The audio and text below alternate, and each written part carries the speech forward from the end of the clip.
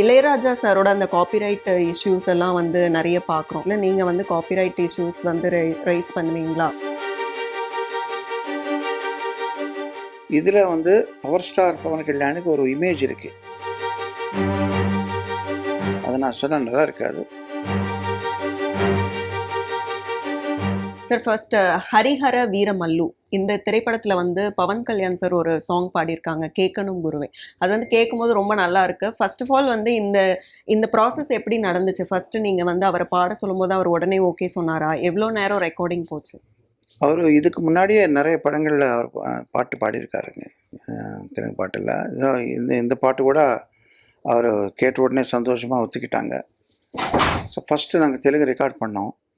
Telugu record பண்ணதுக்கப்புறம் நாங்கள் விஜயவாடா போய் அவங்க டெப்யூட்டி சிஎம் ஆஃபீஸில் உட்காந்து அங்கே ஒரு ரெக்கார்டிங் எல்லாம் செட்டப் பண்ணி ஃப்ரீ டைம் எல்லாம் இருக்கும்போதெல்லாம் நாங்கள் ரெக்கார்ட் பண்ணிட்டோம்.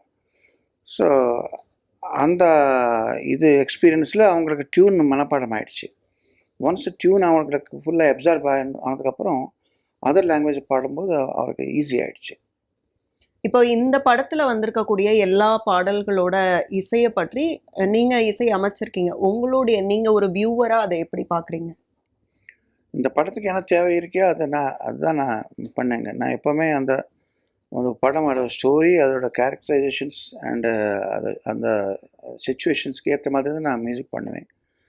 இதில் வந்து பவர் ஸ்டார் பவன் கல்யாணுக்கு ஒரு இமேஜ் இருக்குது. அது ஒரு எடிஷ்னலாக நான் கொஞ்சம் அது கவனமாக நான் மைண்டில் வச்சுக்கிட்டு பண்ண வேண்டியது வந்திருக்கு. என்னென்னா, அவங்களுக்கு ஒரு ஃபாலோயிங் இருக்குது, ஃபேன் ஃபாலோயிங்.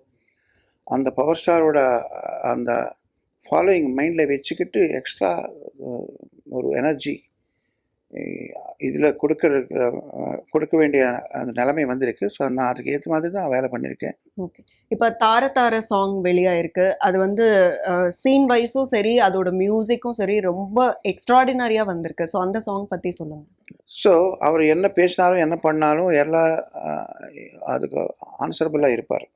ஸோ ஐட்டம் சாங்கில் வந்து என்னைக்கு ஒரு லைன்ஸு ஒரு 2-3 லைன்ஸ் இருந்தது தூக்கிடுங்க, அதை நான் சொன்னால் நல்லா இருக்காது. ஸோ பட் எனிவே ஸ்டோரிக்கு தேவை இருக்குது, அதனால் வச்சுங்க. பட் என்ன இன்வால்வ் பண்ண வேண்டாம், என்ன ஸ்கிப் பண்ணிடுங்க சொன்னாங்க.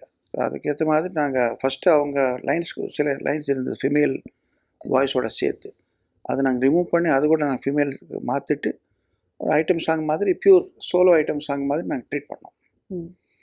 அது ஸோ அவர் as an artist and as a politician also is constantly taking care of his image and his stature. இப்போ இளையராஜா சாரோட அந்த காப்பிரைட் இஷ்யூஸ் எல்லாம் வந்து நிறைய பார்க்குறோம். ஸோ அப்படி பார்க்கும்போது நீங்கள் ஒரு இசையமைப்பாளராக வந்து உங்களோட மியூசிக்ஸ் யாராவது யூஸ் பண்ணுற பட்சத்தில் நீங்கள் வந்து காப்பிரைட் இஷ்யூஸ் வந்து ரைஸ் பண்ணுவீங்களா அப்படிங்கிற ஒரு கொஸ்டின் எழுது. அந்த சந்தர்ப்பம் இது வரைக்கும் வரலைங்க.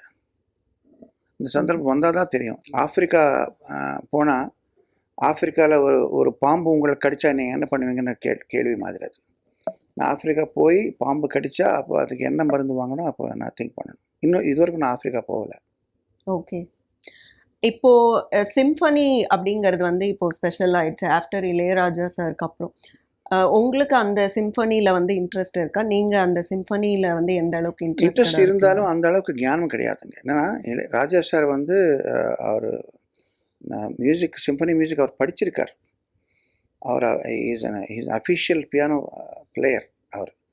ஸோ அதெல்லாம் அவர் படிச்சுட்டு பண்ணார். எனக்கு தெரிஞ்ச மியூசிக்கெல்லாம் நான் கேட்டு அந்த கேள்வி ஞானம் எந்த மகாதேவன் சார்லேருந்து இப்போ லேட்டஸ்ட் டேட்டஸ் வரைக்கும் யார் பண்ணுறாங்க அதுலேருந்து நான் கேட்டு நான் தெரிஞ்சுக்கிற சமாச்சாரம் தான். அவர் அப்படி இல்லை, அவர் அஃபிஷியலாக படிச்சிருக்கார். ஸோ அதுக்கு அவர் பண்ணுற மாதிரி ஈஸியாக நான் பண்ண முடியாது.